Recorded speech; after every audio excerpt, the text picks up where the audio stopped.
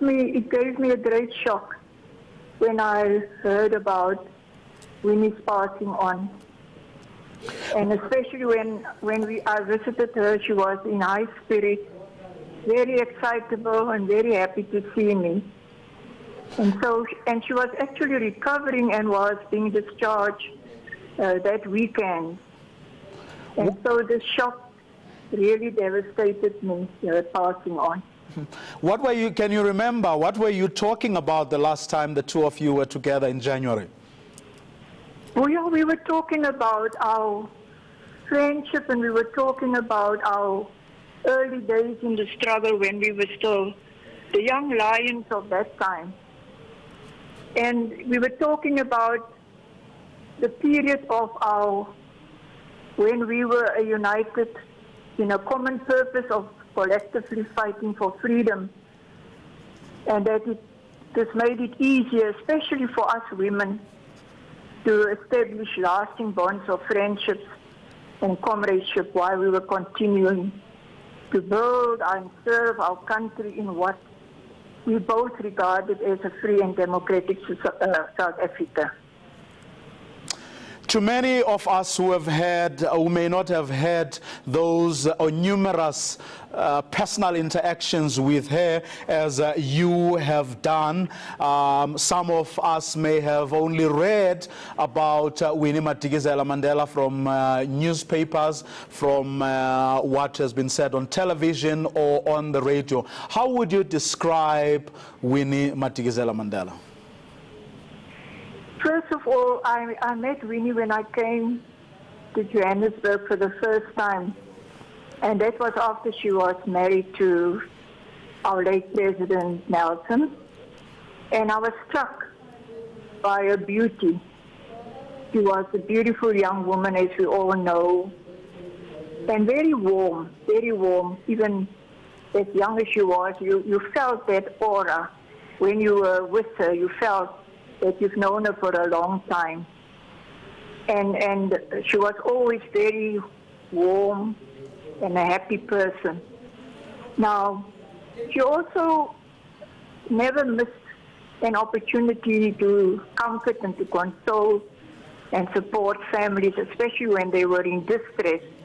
As we all know and we've heard about how everyone would want to go to her when they had a problem. But also Winnie has a character of being, what we call intricacies. She had her own intricacies. And she gave you a sense that she would sometimes go off the rail, or so to speak, shoot through the hip.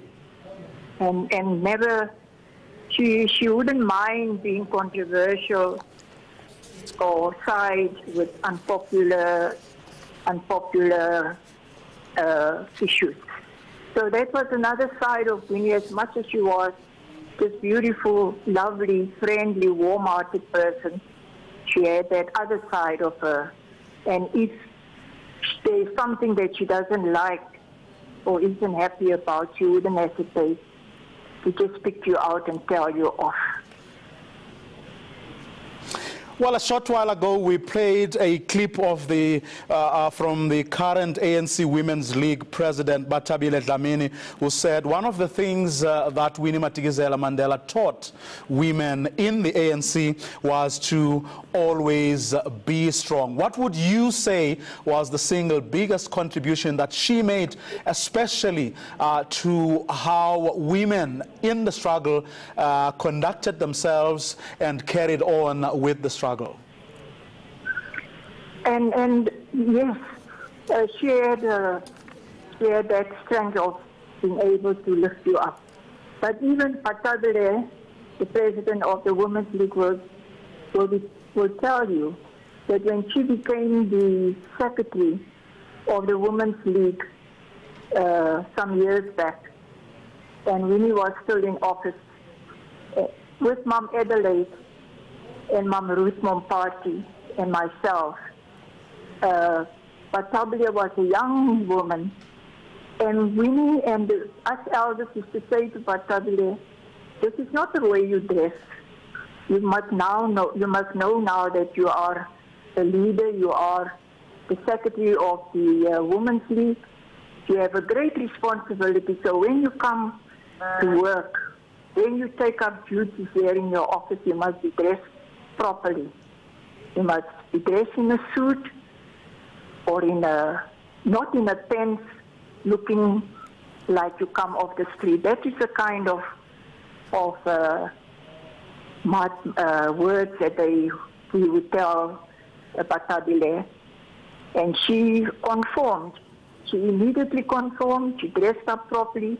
Not that she didn't dress up properly, but what was the thing was to dress with decorum and to know that she is the Secretary General of the Women's League now.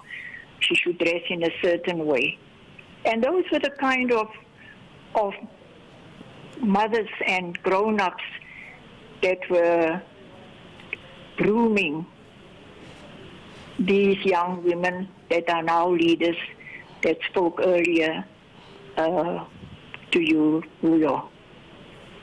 Well, that stance, of course, was not only confined to women. She was just as tough with men that she felt were not behaving properly. No, you're right, Vuyo. How best do you think, Mama, we should, going forward, remember or honor her legacy?